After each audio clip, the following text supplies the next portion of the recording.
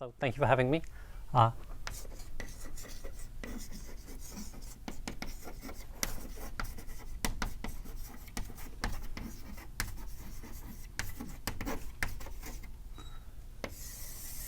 everything I'm going to talk about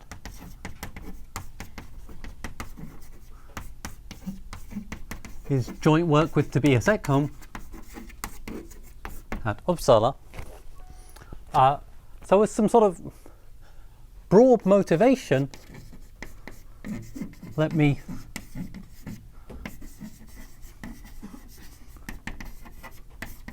recall that the sort of nearby Lagrangian submanifold conjecture suggests that if L inside T star Q is a closed exact Lagrangian, then L should be Hamiltonian isotopic to the zero section.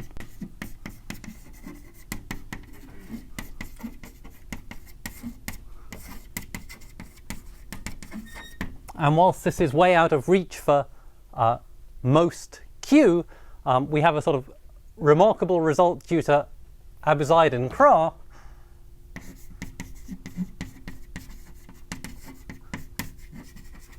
saying that projection from L to Q is a homotopy equivalence and indeed a simple homotopy equivalence.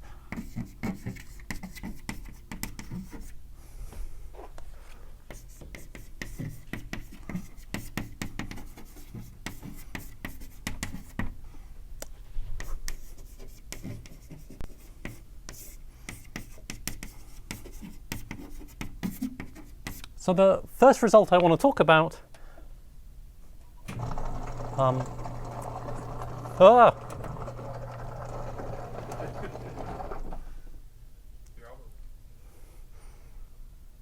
it's really just bipartite.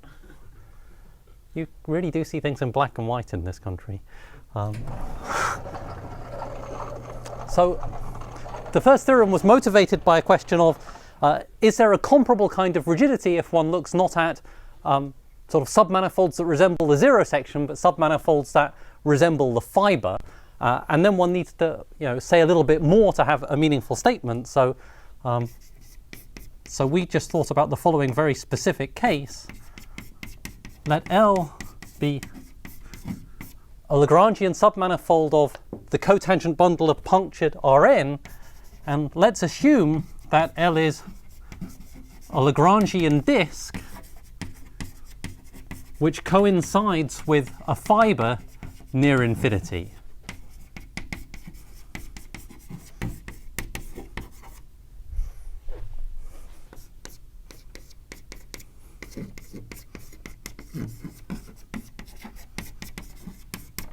Well then, projection from L to the zero section is constant outside a compact set, so extends to define a map from Sn to Rn minus the origin.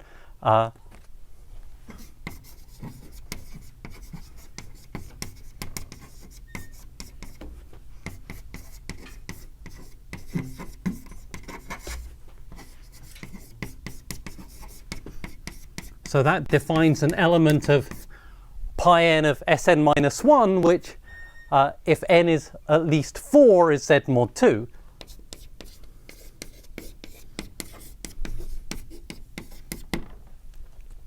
And the first theorem is that this element vanishes.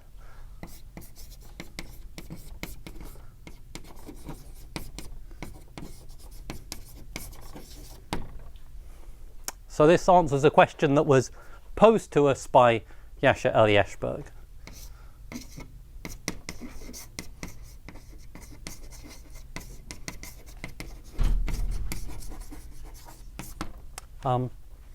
So if n is 3, then of course this is Z, and the method of proof will give the sort of weaker statement that the projection in that case is a map of even Hopf invariance, so it vanishes stably.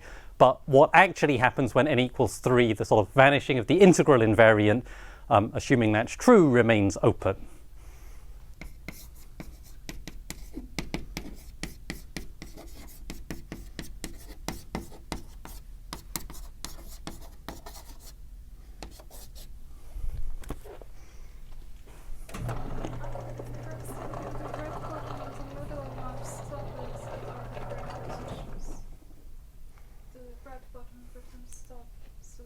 Ah, it says stop. I thought it said top. It's easier for you. You're lower down. Thank you. That's great. So this is some sort of, another homotopy rigidity statement for, Lagrangians that are sort of resembling the fiber. One thing to point out is that in the Abuside-Kraft theorem, there's a kind of underlying homological equivalence. So you get at homotopy type in some sense by proving sufficiently fancy versions of homology isomorphism and appealing to the Whitehead theorem. Whereas here there's kind of no underlying homological equivalence. So it's sort of the argument has a very different flavor, although we were motivated to think about the question by a combination of Yasha and Mohammed and Thomas's work. So we actually deduced theorem 1 from a more global statement.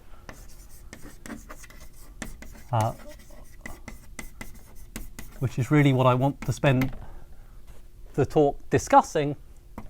And that's in the setting of links of two spheres in Euclidean space.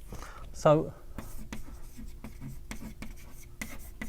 suppose F and G are maps of Sn to Cn which have disjoint images. Then there's a sort of Gauss type or Hopf type linking number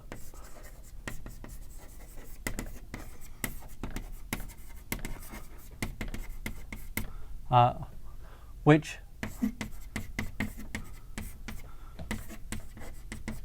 sort of sends x and y in the domains Sn times Sn of your map F times G to the sort of unit vector in the direction between them, between their images. And if n's at least 2, this gives a well-defined element of sort of pi 2n of S2n minus 1, which is again a Z mod 2. So sort of the map is necessarily null homotopic on the sort of n skeleton, and well, if n was at least 3, you could see that a choice of null homotopy wouldn't matter. So you just identify the sort of maps from this to this with this homotopy group, and if n's 2 and you work a bit harder, you get the same conclusion.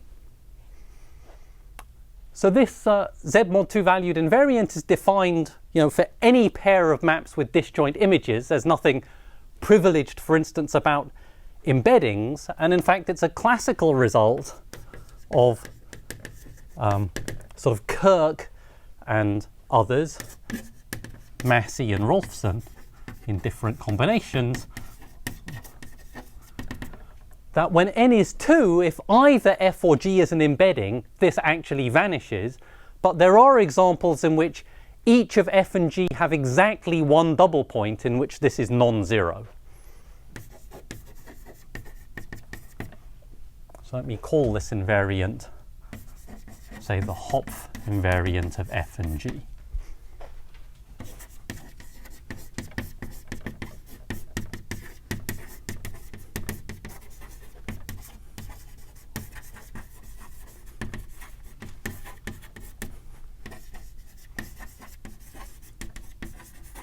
So it can be non-zero for what I'll call Whitney spheres,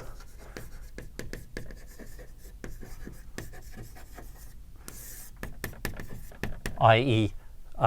immersions with exactly one transverse double point and no other singularities.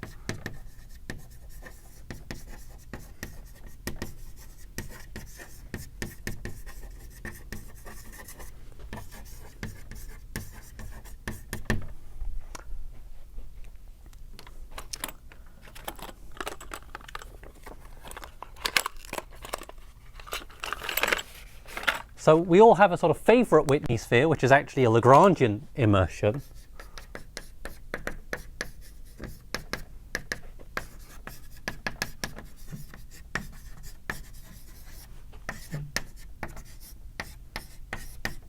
So if we think of Sn as the points in sort of Rn times R, such that mod x squared plus y squared is 1, and then we define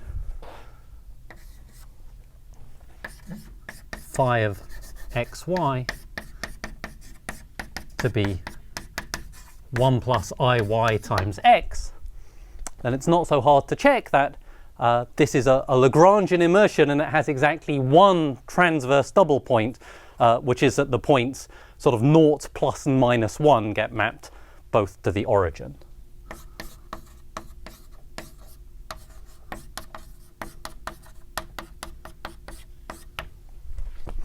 Okay, so in the general setting of smooth topology, this kind of linking number can be non-zero once you allow maps with one double point. There are Lagrangian immersions with one double point, so we were led to wonder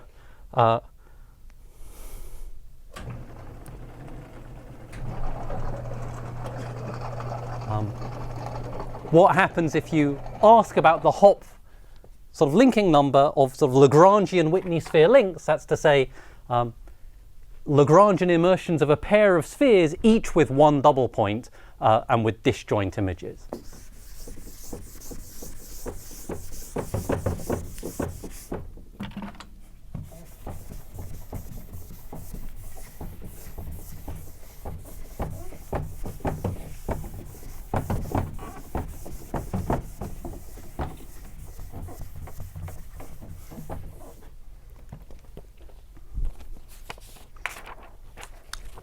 So to state the theorem, I should just recall that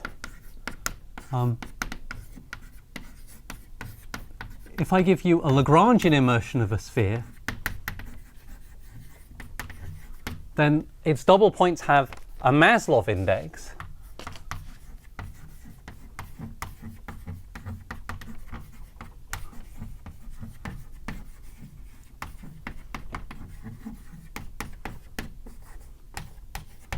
And in fact, if I give you a sort of Whitney Lagrangian immersion, so if there's only one double point, then under our conventions, this Maslov index is necessarily 1 or n.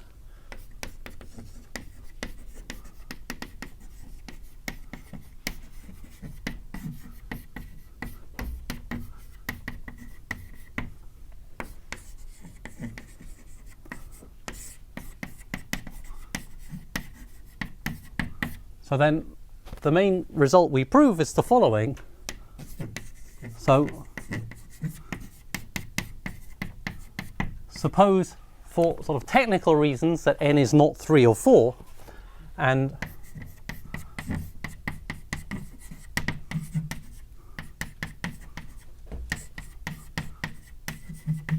let's take a Lagrangian Whitney sphere link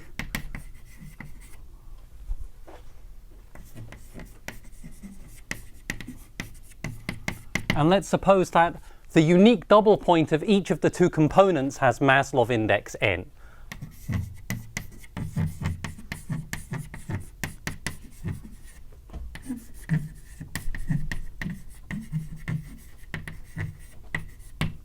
Then this Hopf invariant vanishes.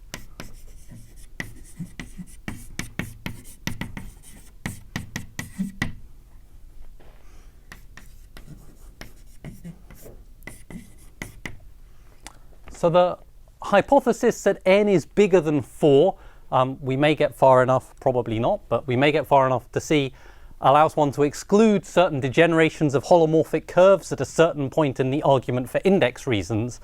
So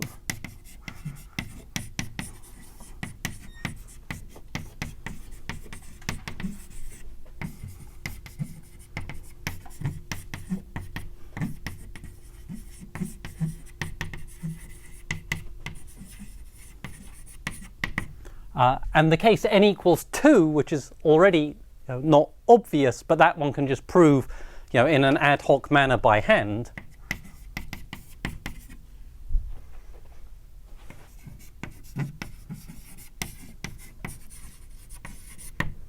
And I would certainly imagine that the result is true when n is 3 or 4, but our arguments don't give it. A second remark is that the Maslov index hypothesis, however, is definitely essential. So when n at least 3 is odd, there exist Lagrangian Whitney sphere links with non-zero Hopf invariant.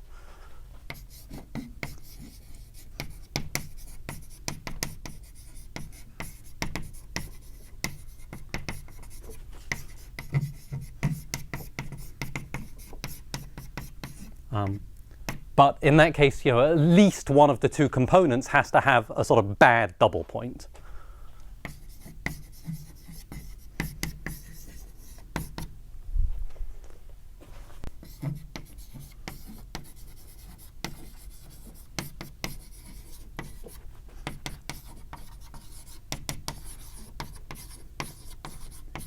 And explicitly, these examples can be constructed using the sort of Elie-Ashberg-Murphy theory of Lagrangian caps. So.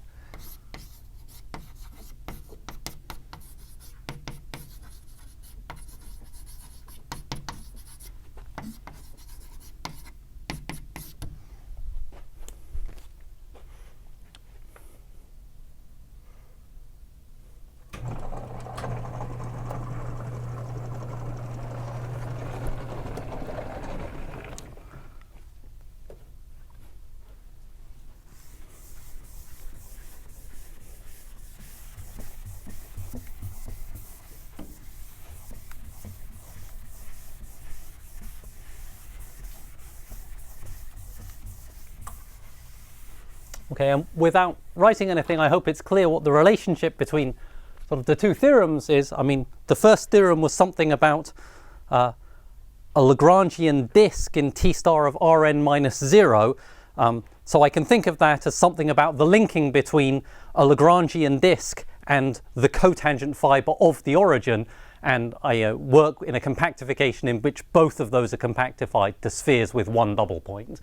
And then theorem 1 sort of follows fairly straightforwardly from theorem 2, and it turns out that you can do a slightly bit better on the value of n in that special case.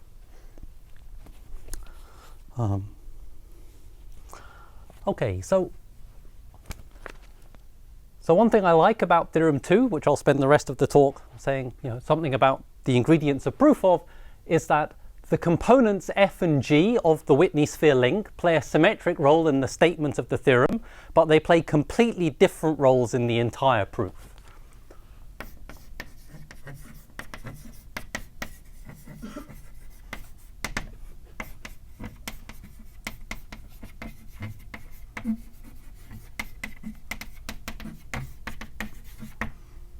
So, and broadly speaking, so what we'll do is we'll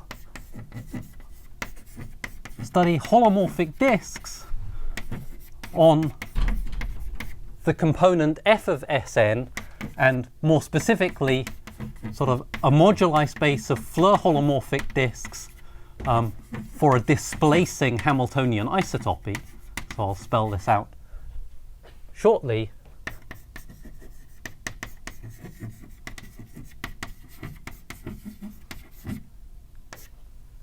Okay, and somehow the Maslov index control on the component f will enter into gaining control on these moduli spaces of Floer holomorphic disks and their compactification, whereas we'll replace g of Sn by its Lagrange surgery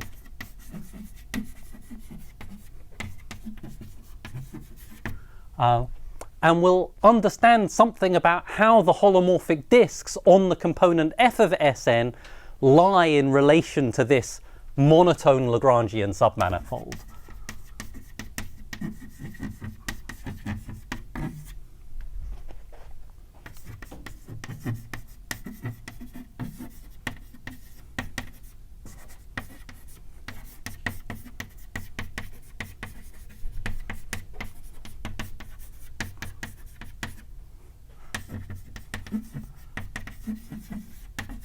And in particular, that will involve sort of an elementary instance of a sort of SFT compactness argument, which is why passing to the Lagrange surgery is a helpful tool. So the key technical result, maybe not the key technical result, a key result that lets one understand how this works is the following. So there's a compact C1 smooth sort of bounding manifold B, which is spin and has boundary the domain of F, one component of our link, and which comes with an evaluation map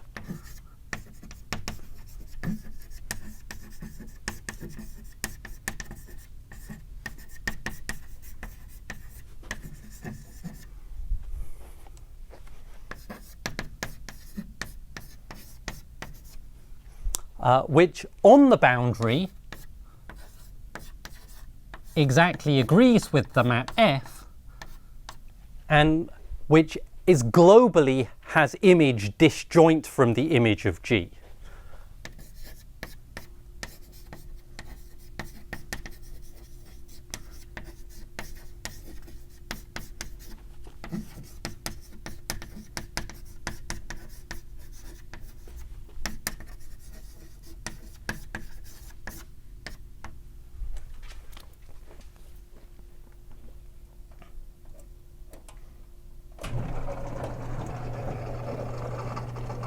Okay, so once one has that, it's somehow fairly straightforward to conclude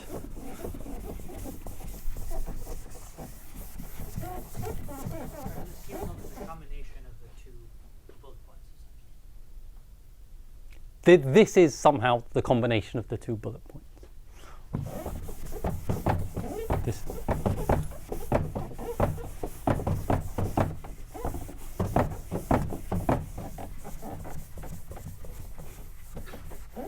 I can see why you don't use this room often.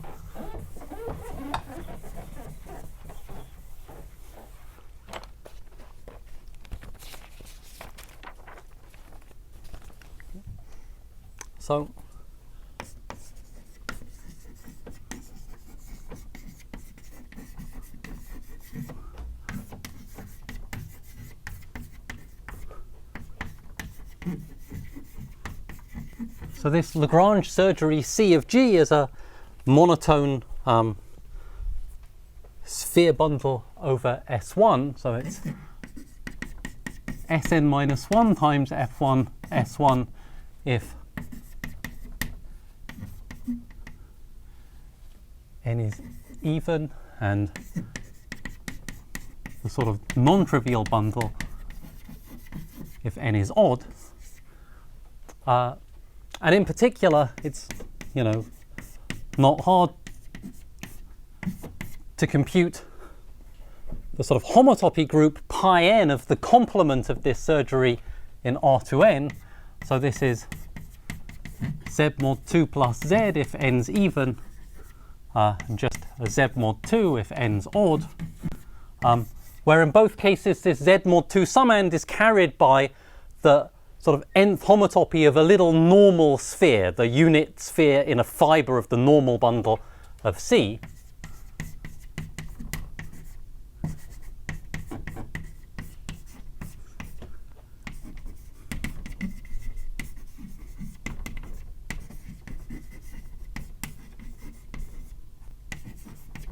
And actually one can, write down a whole sort of cell decomposition for this coming from Morse theory, say, in which the n-1 skeleton is this fiber sphere.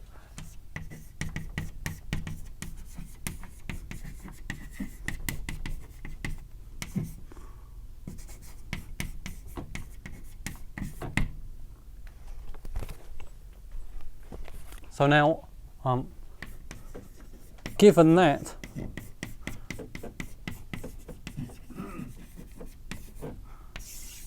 to see that once you have this kind of bounding manifold with its evaluation map, the fact that you get the vanishing of this Hopf type linking invariant is really just the fact that this Hopf invariant can be identified with this Z mod 2. So the Hopf invariant of f of g is just the same as the class of f in the z mod 2 summand of pi n of R2n minus c, where c is this surgery on G. So by doing sort of appropriate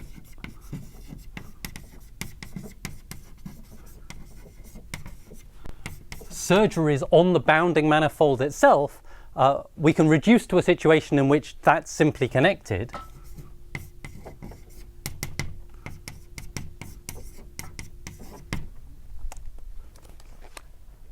And then, since we're working in high dimension, so B is a manifold of dimension at least 5, one can then show by sort of dimension or Morse theory considerations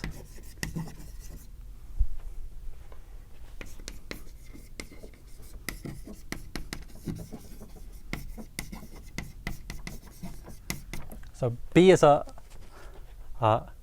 bounding manifold for our Sn, so it's an n+1 manifold with boundary, so it's homotopy equivalent to an n-dimensional cell complex, but when pi1 of B is 0, you can actually assure that it has sort of no cells in that dimension, so actually this evaluation map from B to the complement of the image of G, which might as well be to the complement of the surgery that lies very close to the image of G, lands inside the n-1 skeleton, which is nu.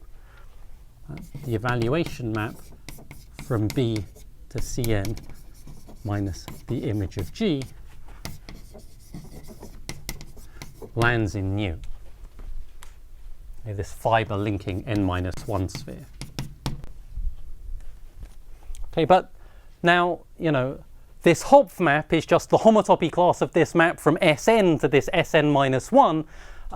So by the Pontryagin-Tum construction, that's just the data of, the pre-inverse image of a generic point in this Sn-1 viewed as a framed 1 manifold.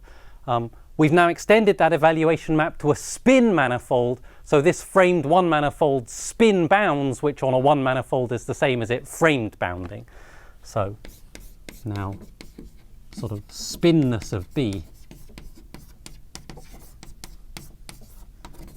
and the Pontryagin-Tum construction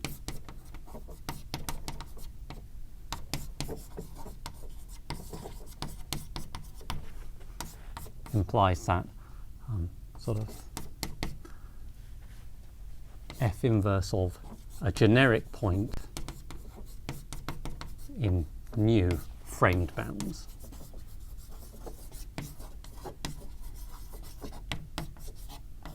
Okay, and this appearance of the Pontryagin-Tum construction, which of course controls sort of stable homotopy, well, in my initial sort of statement of this first theorem about kind of nearby cotangent fibers, when n was at least 4, pi n of Sn-1 was already a stable group. When n is 3, that's not true, and the evenness of the Hopf invariant is exactly saying that the corresponding stable class vanishes.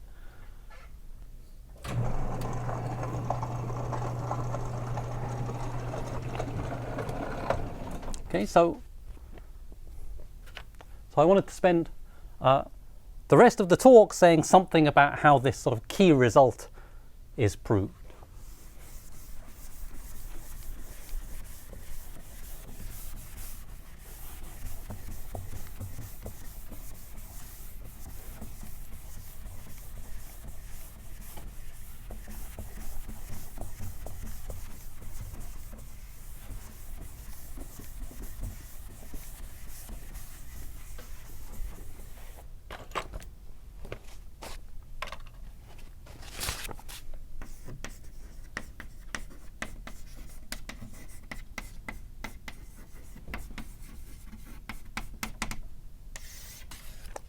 As I said, we treat these two components asymmetrically, so for the sort of first part of the argument, we just ignore the component G altogether.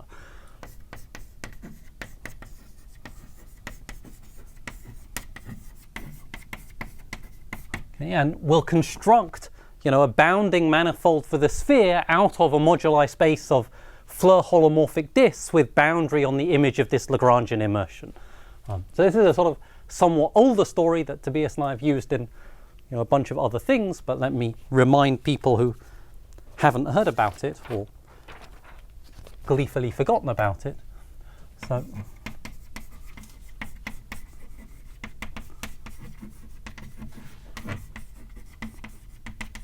So we pick a displacing Hamiltonian function,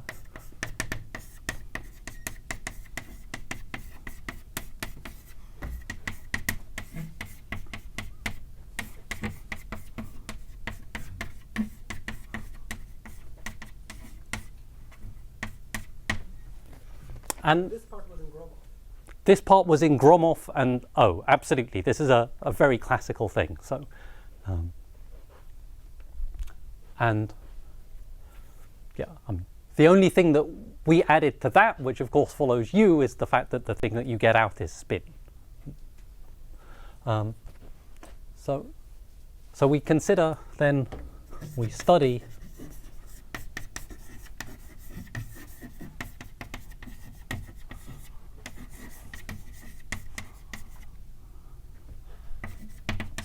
maps from a disk to Cn with boundary on this immersed sphere with one double point, and we'll study them in the sort of constant relative homotopy class.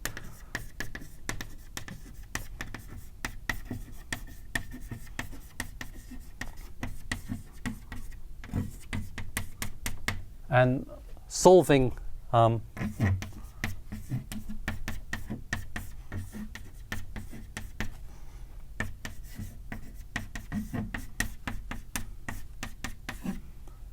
the sort of standard kind of perturbed Cauchy-Riemann equation, which involves the sort of vector field coming from this Hamiltonian flow, but there's an additional sort of one form on the disk depending on a parameter r in naught infinity, and if r is 0, this gamma r vanishes identically, and when r is very large, this gamma r is essentially the one form dt, at least on larger and larger subsets of the strip viewed as the disk minus a pair of punctures. So this particular deformation, I guess, I first saw in very classical work of O. So when r is 0, we just have the unperturbed Cauchy-Riemann equation, but we're dealing with a Lagrangian immersion that's necessarily exact. Its domain's the sphere, and we're working in the trivial relative homotopy class, so the only solutions are constants. So we get the constant solutions, copy of Sn when r is 0. On the other hand, when r's very large, this is trying to become, for sort of an arc running across the t interval, a gradient flow line of this Hamiltonian vector field, which starts and ends on your Lagrangian immersion, but the displacing property says there are no such. So for r very large, there are no solutions since phi h was displacing.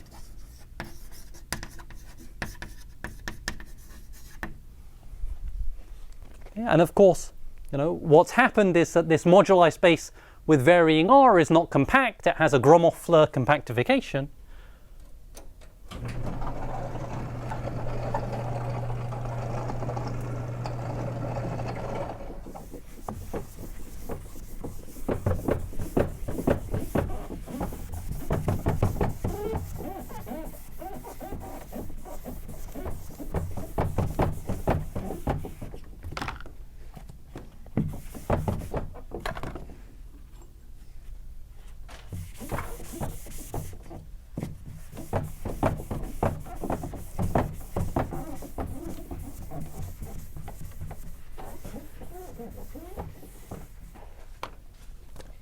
And the hypothesis on the Maslov index of the double point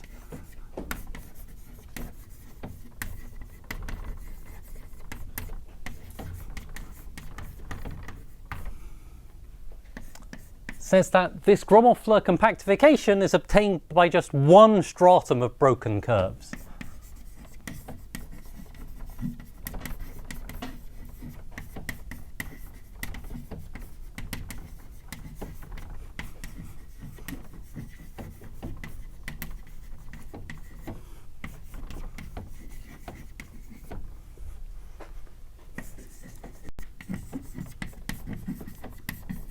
So this stratum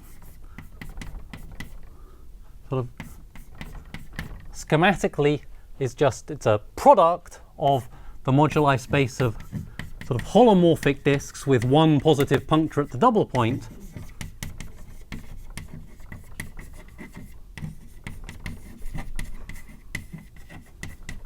and the sort of moduli space of, you know, perturbed Floer holomorphic disks with one negative puncture.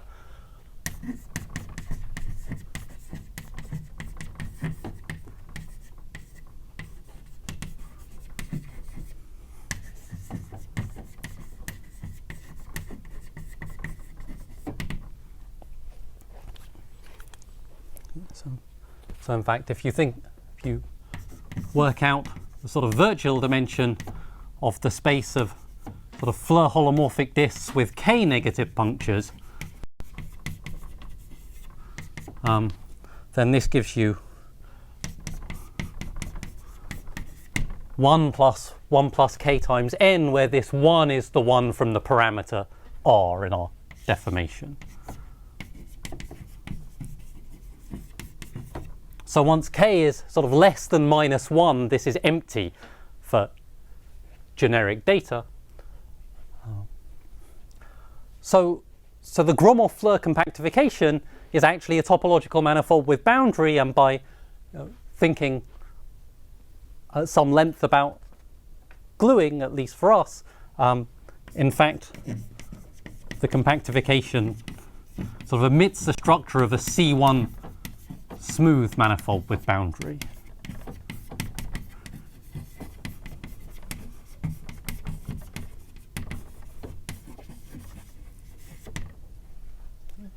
And this f-1, okay, when k is -1, that's just a one manifold, so that's some finite disjoint union of circles. So there's an obvious way of kind of capping off this outer boundary to the moduli space, which is just to fix an abstract collection of two disks filling those circles, and to glue on m+1 times those two disks.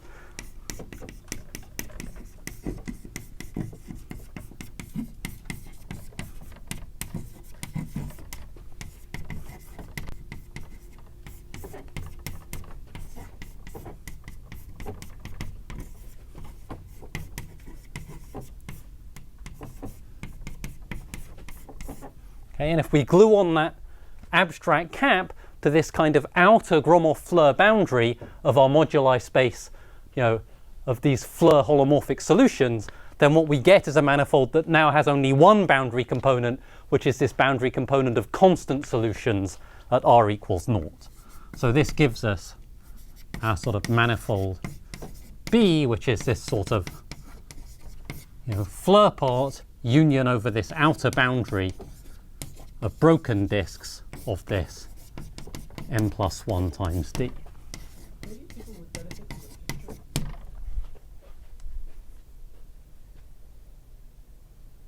No, you don't think they would?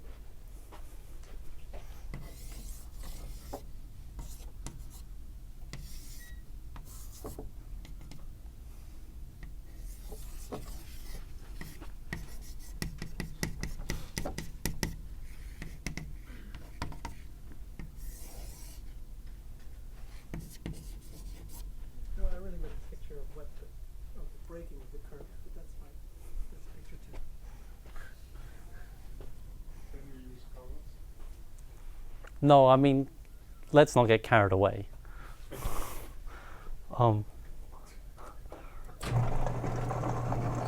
Right, so this is an exact immersion, so all the breaking is concentrated at the double point, which is why this sort of boundary stratum is a product and not a fiber product. The only way you can break is by breaking into a disk with a positive puncture where that positive puncture goes into the double point, and then a corresponding Floer holomorphic disk with a negative puncture going into the same point. So Because of the evaluation map, and so presumably that's evaluation at the origin of the holomorphic disk or something like that. that will come. I see that will come.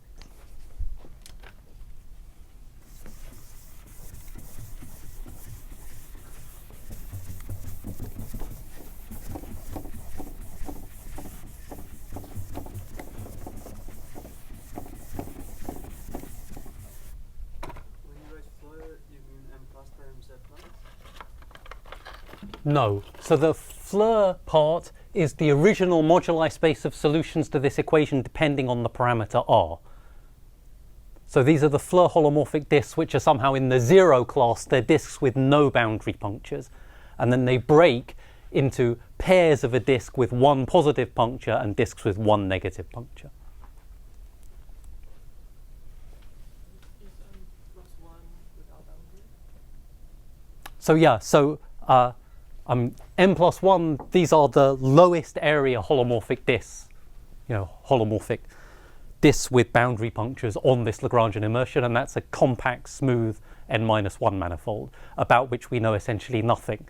But fortunately, since the sort of other thing that came up in this product was just a circle, we didn't need to know anything about this m plus 1 to form this kind of cap. Any other questions?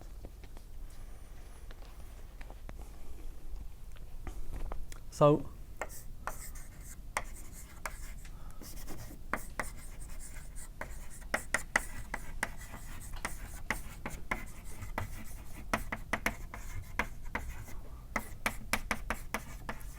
if we think about the main part of this sort of bounding manifold B, the thing we originally got from this one parameter family of Cauchy-Riemann equations, that's a moduli space of solutions to some elliptic equation. So the tangent bundle, at least in K-theory, is given by the index bundle.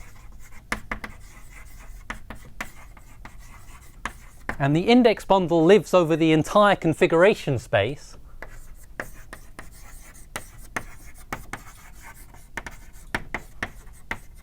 So our configuration space here would be sort of smooth maps of the disk to Cn with boundary on this f of Sn, which is just homotopy equivalent to the loop space of Sn. And this is sufficiently highly connected that it's essentially free that this part is spin.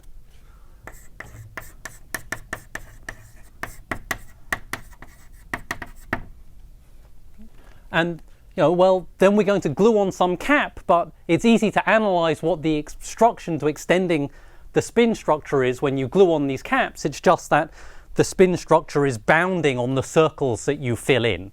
Well, given a loop inside this sort of Floer moduli space, if it's bounding inside it, the spin structure is already bounding, and if it's not, you can just change the spin structure by some element of H upper 1 to make it bounding. So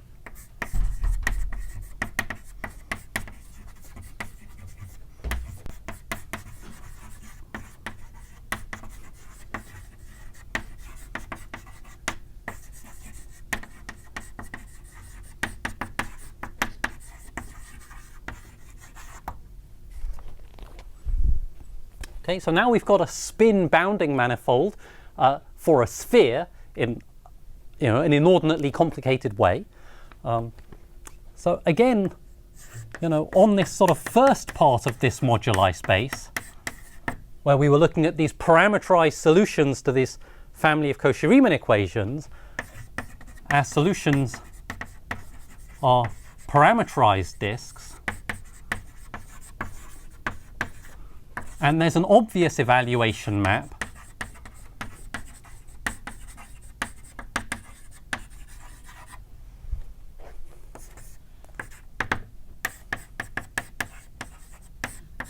which actually lands, on f of Sn, which just takes some solution to, say, the value at the boundary point 1. And, well, originally we knew that our two-component Whitney sphere link was composed of Lagrangian immersions with disjoint images. So sort of here the evaluation map certainly lands away from the image of the second component G. But we can't hope to extend this as a map to this component sort of to the rest of B, because, you know, on the boundary of constant loops here, this is just the identity, in particular degree 1. So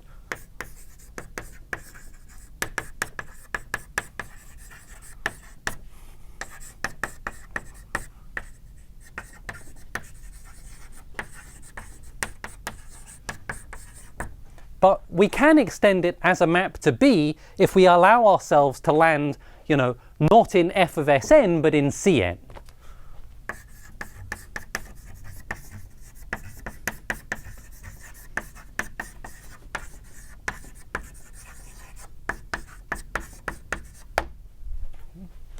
And what is it, you know, we add in to go from this part of the moduli space to the whole of the moduli space B? We add this kind of product of a space of disks with one positive puncture times a disk. And from that description, it's not so hard to see that by hand you can extend this evaluation map to this cap such that its image lies arbitrarily close to the locus in Cn swept by these disks with one positive puncture on f of Sn. So, you know, on a point here corresponding to some disk, you extend over the corresponding disk by the obvious map given by that disk. That's a sort of lemma, really just by hand. There exists an extension of Ev to B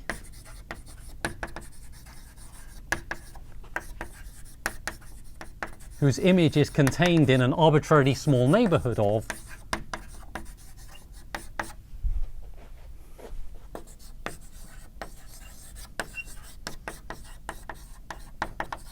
the locus in Cn lying on disks in this moduli space m+1.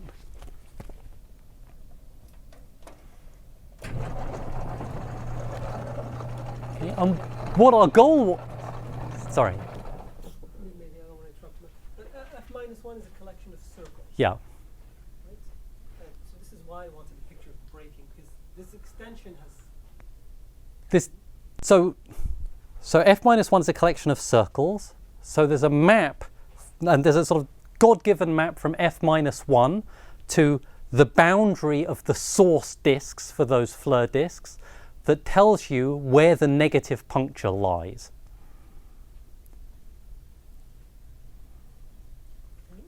Okay, so let's suppose that, you know, the point that we were evaluating for the first part of this moduli space 1 is a regular value of that map.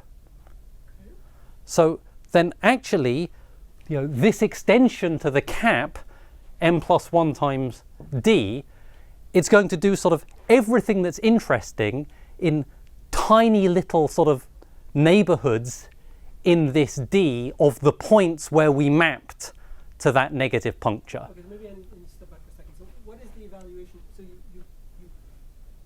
evaluate. Where are you evaluating? Just at 1. Yeah, I just picked a point. And 1, somehow when the breaking takes place, I should think of 1 as living on f-1. Yes. Okay, because the other thing is just a bubble. Absolutely. Okay. So this is where I get. Right. So now so f-1 is some circle. Yep. Okay, and it has a map to the boundary of my sort of favorite disk D, Yep. which takes the location of the puncture. Yes. Mm-hmm. Okay, so there's, you know, some collection of points where the location of that puncture is +1, the point that I used to be evaluating at on the big part of my moduli space. Okay. So I'm now going to fix sort of little disks in here, where now, remember, I filled f-1 by an abstract disk curly d. Yes. And I'm going to extend in 2 stages. I'm going to extend over all of this area, kind of this is sort of for free. Over here, these little arcs are going mapped to sort of small arcs between the double point pre-images, and I just fill in some half space far from the action. Everything that's interesting happens at each of these points. And at each of these points, I use this fact that I can identify this abstract 2-disk with this source disk D for the maps, and I fill across that. So that's the picture. Is that the thing I was meant to draw? Yes. But I hadn't got this far yet. I was going to draw this when I got here. Can you draw it again when you get there? Thank you.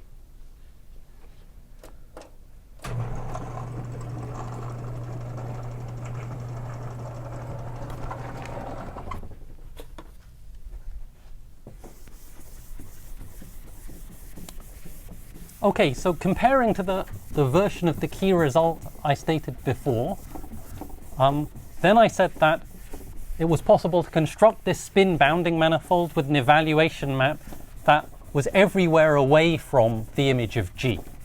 And now I've said it's possible to construct this evaluation map so that its image lies close to the locus swept by these +1 holomorphic disks. So the last ingredient we need is that there exists an almost complex structure, J on Cn taming omega, such that the sort of holomorphic disks in M+1 for that J have image disjoint from the second component G of Sn. And once I have this, the extension of this evaluation map that I created by hand up here has the sort of desired requirements that I needed for this key result to be able to then run this Pontryagin-Thom argument. Okay?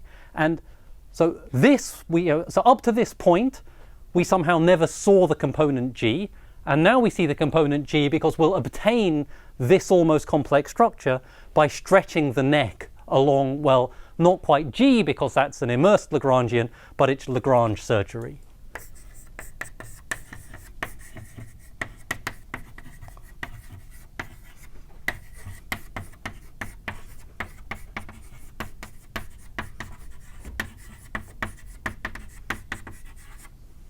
You need the surgery to be very close to. Yeah, but that's fine. What's wrong with stretching the neck along G? Along the G? Because I don't have the same nice interpretation of the Rabe flow as a geodesic flow, so it's slightly harder to control the braking.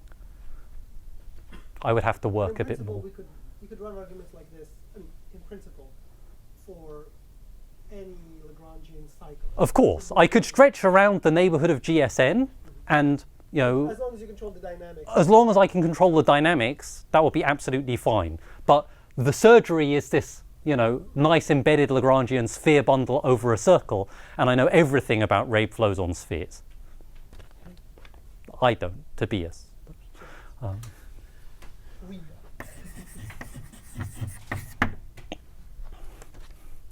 Okay, so now we have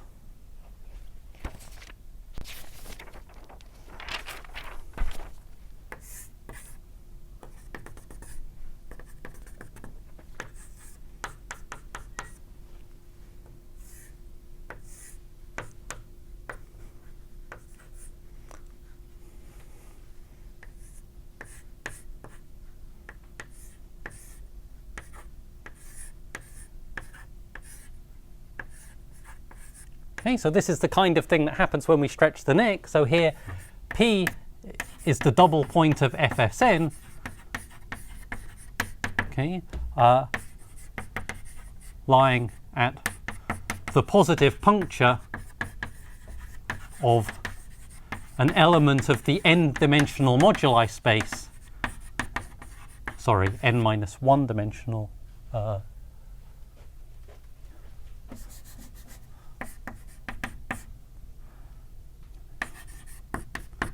m+1. So when I stretch, I break, I get you know, this one component of which has boundary and then various punctured holomorphic curve components, some of which lie in this cotangent bundle neighborhood of C and some of which don't. And what I want is that for all moduli spaces of punctured holomorphic spheres,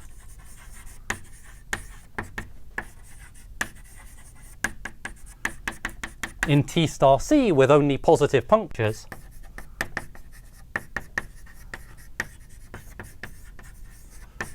and of well, you know, how could things be bad? Things could be bad if one of these internal components had kind of virtual dimension n-2 or n-1. If everything in this picture was rigid except for an n-1 dimensional component here, then the evaluation dimension would have dimension n+1, and I might hit this n-dimensional cycle C. Similarly, if one of the moduli spaces here had dimension n-2, I could still hit C. But as soon as everything that I see inside the cotangent bundle has virtual dimension at most n-3, then generically I miss C. And then, you know, I might as well have missed my Lagrange surgery G. So all the moduli spaces with positive punctures have dimension at most n-3, given that they're arising as boundary components in this, so that they have dimension at most n-1. Okay, so I want to rule out these two particular bad dimensions. And now this is something I do just by, you know, knowing everything about the Rabe flow on this sphere bundle over the sphere. So this is where, on the one hand, the hypothesis n at least 4, sorry, n greater than 4 enters, and also sort of monotonicity of C, which gives us, you know, additional control on what the virtual dimensions are. The Maslov index of C enters in the virtual dimension formula, so we get some knowledge from the fact that it's positive, and that in turn came from the hypothesis on the double point of G.